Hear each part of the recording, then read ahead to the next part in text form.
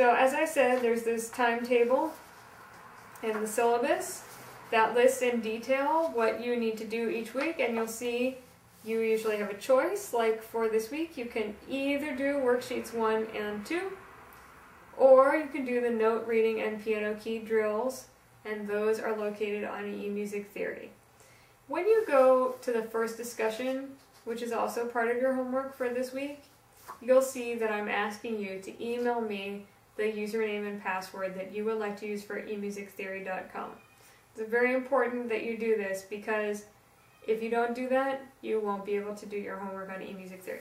If you prefer to do the worksheets, you would just fill them out, scan them, and email me the scans. So I make that available because some people prefer to do worksheets and others prefer to do drills, and that way you always have your options. Or if you're having trouble with your scanner, you can do the drills, or if you're having trouble with the drills, you can do the worksheets.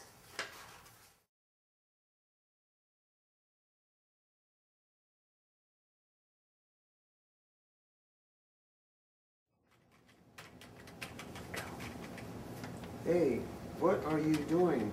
Do you want to go get some lunch with me?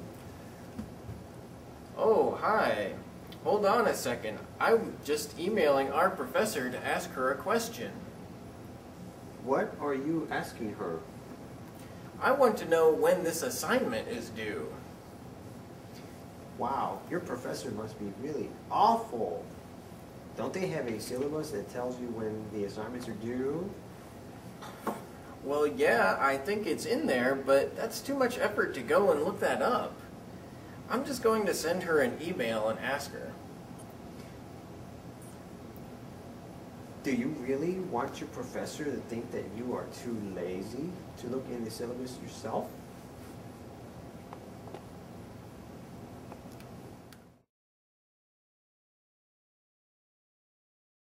Syllabus, you'll see a few words about interacting with me.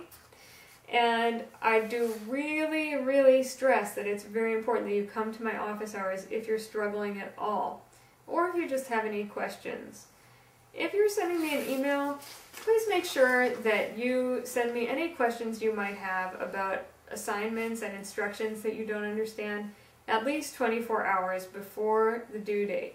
I do usually check my email every day, except on the weekends. I sometimes allow myself to have one day off, but I don't always check it every 5 hours, so you want to make sure that you give yourself plenty of time so that I can answer your question in time that you can still do the work.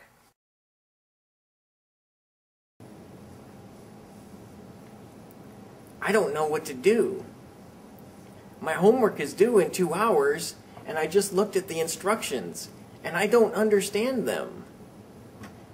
I just emailed the professor 5 minutes ago, and she hasn't answered back yet.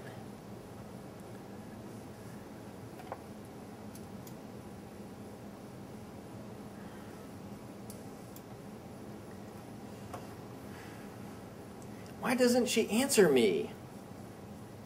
I need to know the answer before the work is due. Ah, what if she doesn't answer me in time?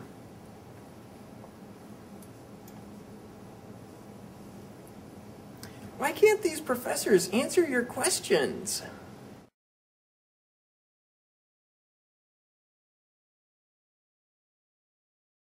Finally, academic integrity is very important. It's very important that you do your own work and that you give credit to others when you are using information from other people. There are some other things on the course homepage, for example, the access information if you need to contact the access office for special accommodations, and you will find a link for that on that Start Here page. That concludes the syllabus portion of our orientation. Below the syllabus, you'll find this link that says Tips and Reminders. This is where you should go to find any information that you may have forgotten, anything that you think was important, or you're trying to do something but you just can't quite remember where to look for that.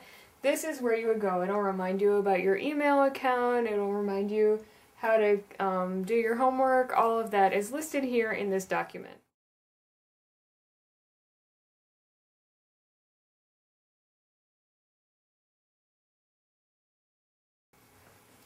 Now let's go back to that previous page, and you'll see a very important document.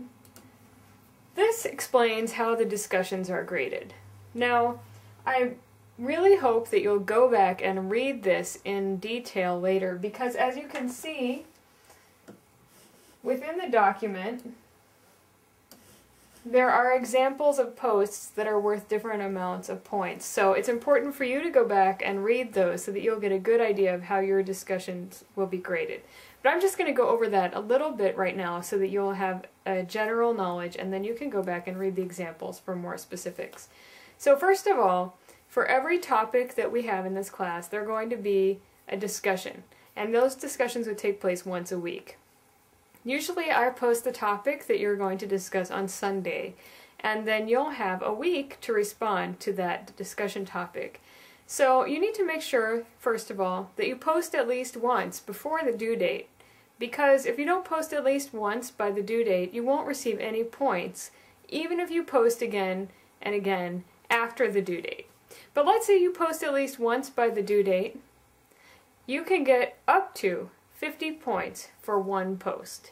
Now within each post, I'll look at how many separate ideas you have, or separate items. So an idea, a question, a further answer to someone else's question, all of those would count as an item.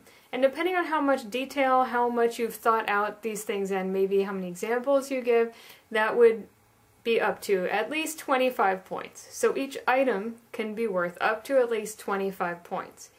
You can have unlimited number of items within your post, but the whole post can only be worth up to 50 points.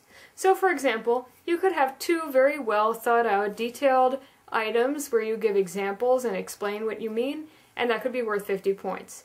Or you could give 5 very short items where you maybe say a little bit but not a whole lot, and that could be worth 50 points. If you only talk about one topic the whole time, that can only be worth 25 points, even if your post is several pages long. So that's the important thing to remember. Each item can be worth up to 25 points. Each post can be worth up to 50 points. Obviously you want to get 100 points for your discussion. So that means you're going to have to post a minimum of twice per discussion, right? Because each post can only be worth up to 50 points. So you'll post at least twice for each discussion. Now, as long as you posted by the due date, I'll usually grade it very quickly after the due date, and then you have 2 more weeks to keep adding more posts, to keep gathering more points for that discussion. The reason for this is we want it to be a discussion.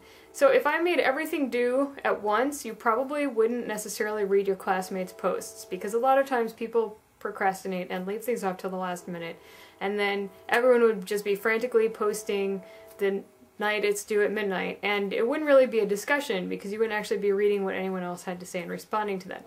This way, you have about 2 weeks after the due date to keep reading each other's posts and responding to them. This is very important because the discussion board is really where most of the learning will take place in this class. Both your own learning through doing research and answering other people's questions, and also asking. That is our classroom. Now if you think about it, in a regular class, we spend 2.5 hours a week in the classroom. So you can expect to spend about 2.5 hours a week in the discussion board. And if you do, you'll do very well in the class.